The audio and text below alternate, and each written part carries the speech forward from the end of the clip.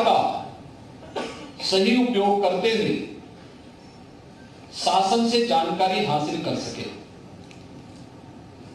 अक्सर होता है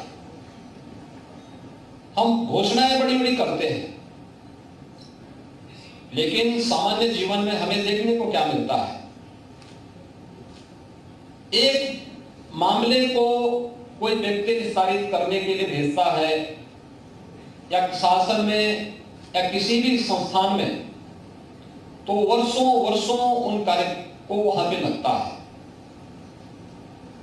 मैं अक्सर शासन से जुड़ी हुई बहुत सारी चीजों की बातों को देखता हूं कि टेक्नोलॉजी का उपयोग करके हम किसी नागरिक के जीवन में कितना आसान और सुगमतापूर्ण तरीके से उसके जीवन को हम एक नई राह दिखा सकते हैं। ये मुझे अक्सर शासन के विभिन्न कार्यों में देखने को मिलता है। आप पहले देखते रहे होंगे राजस्व से जुड़े हुए मामले, कितना देर होता था। वरासत के मामले, पिता के बाद उसके पुत्र को वरासत स्वतःस्फूर्त भाव के साथ एक ऑटो मोड में होना चाहिए, लेकिन वह कुछ चंद कार्मिकों और अधिकारियों की अकर्मण्यता और उनके अनिर्णय के कारण वर्षों वर्षों फंसा रहता है। और फिर वर्षों वर्षों फंसने का मतलब उसमें नए विवाद खड़े होते हैं, नए लोग दावेदार खड़े होते हैं। और छोटे से, यानी जो छोटी कोई समस्या नहीं थी, एक हक था, एक अधिकार था, उस अधिकार में नए दावेदारों का आने का मतलब एक नया विवाद खड़ा होना, और फिर वहीं से कानून व्यवस्था के लिए एक नया संकट भी खड़ा होता है। वरासत से जुड़े हुए मामले हो, पैमाइश से जुड़े हुए मामले हो, नामांतरण से जुड़े हुए मामले हो, एक स्वतःस्फूर्त भाव के साथ होने चाहिए। मुझे याद है जब 2017 में मैं आया था, मैंने इसी बात को पूछा था। मैं राजस्व विभाग की समीक्षा कर रहा था, मैंने इसी बात को लेकर पूछा था। मैंने कहा कि बताओ मुझे कि ये 12 लाख से अधिक मामले क्यों पेंडिंग पड़े हुए, वरासत से जुड़े हुए, पैमाइश में उससे ज्यादा मामले पेंडिंग थे। आखिर क्यों नहीं हम इसका समाधान करते और कितने दिन होने चाहिए?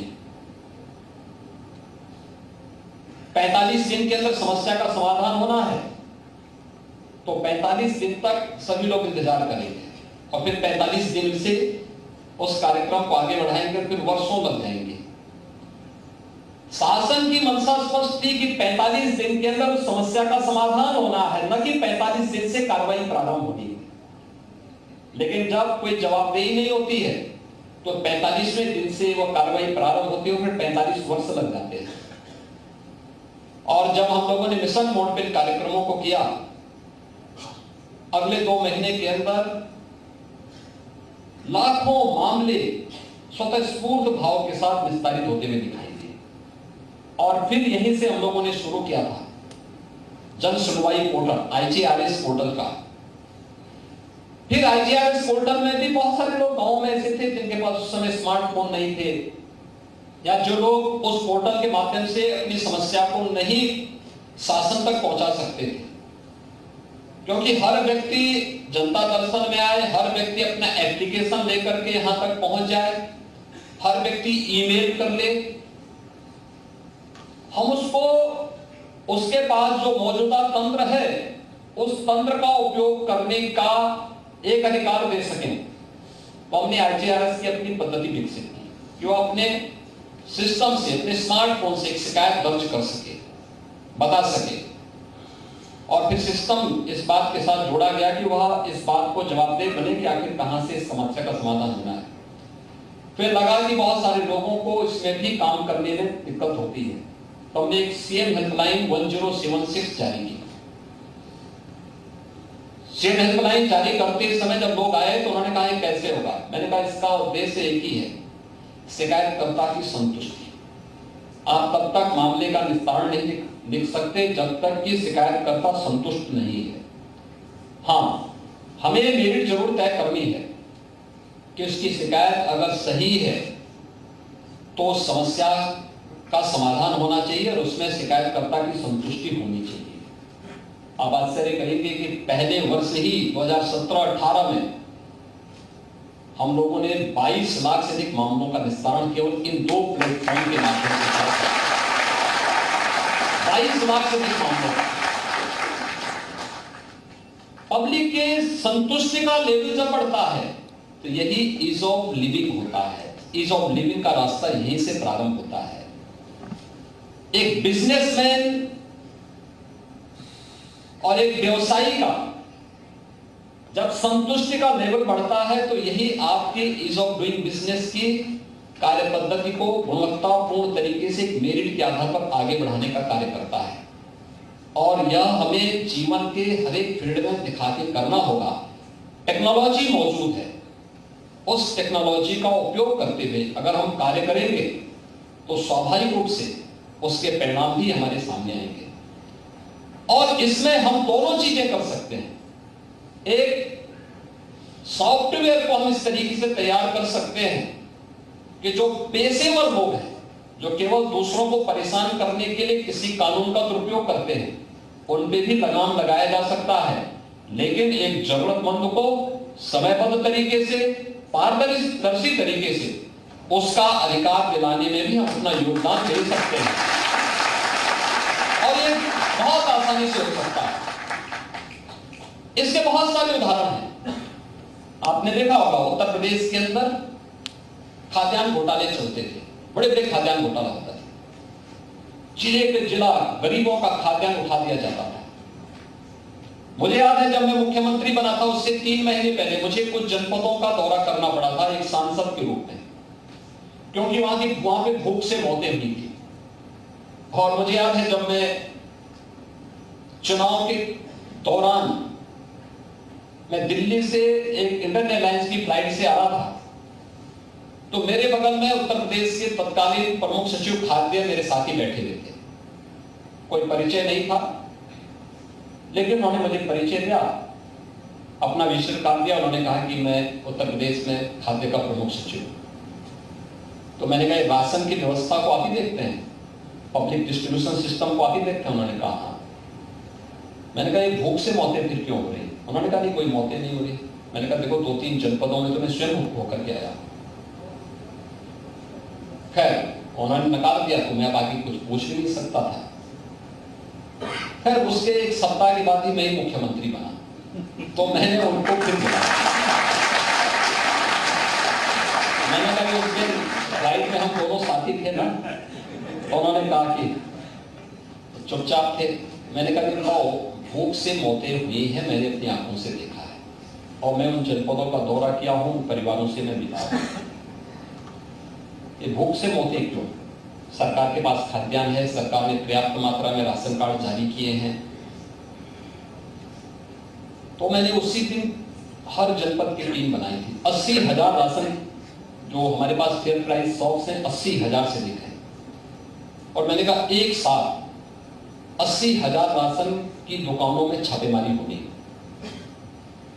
एक साथ हमने एक दिन में सभी दुकानों में एक साथ छापेमारी की थी। 30 लाख फेक राशन कार्ड हमें प्राप्त हुए थे, जिनके नाम पे राशन निकलता था लेकिन किसी जरूरतमंद को राशन नहीं मिलता था। तो ये हमारे पास एक रिकॉर्ड हो गया। रिकॉर्ड होने के बाद फिर हमने कहा कि अब हम लोग इलेक्ट्रॉनिक सेल मशीन लगाएंगे, ई-पॉस मशीन लगाएंगे।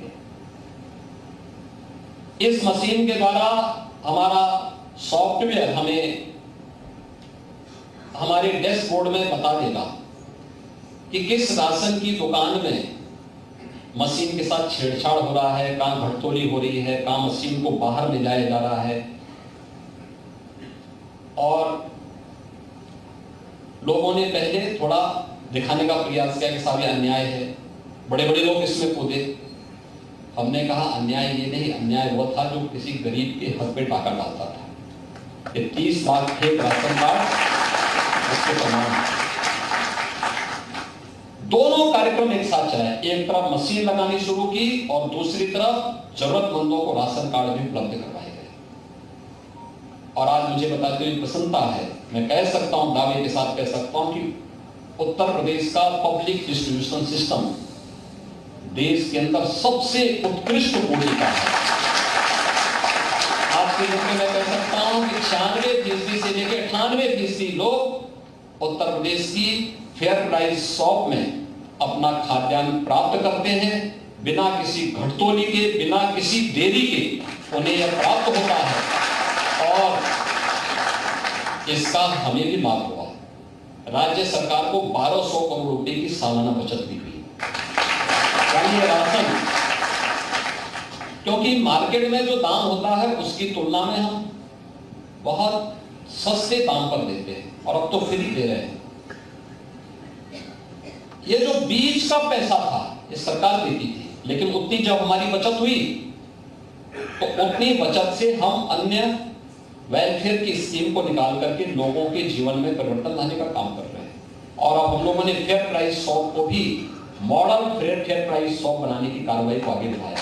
और ये हर एक फील्ड में टेक्नोलॉजी जीवन में परिवर्तन लाने का माध्यम बन सकती है, बहुत सशक्त माध्यम बन सकती है, लेकिन हमें इसका उपयोग करना होगा।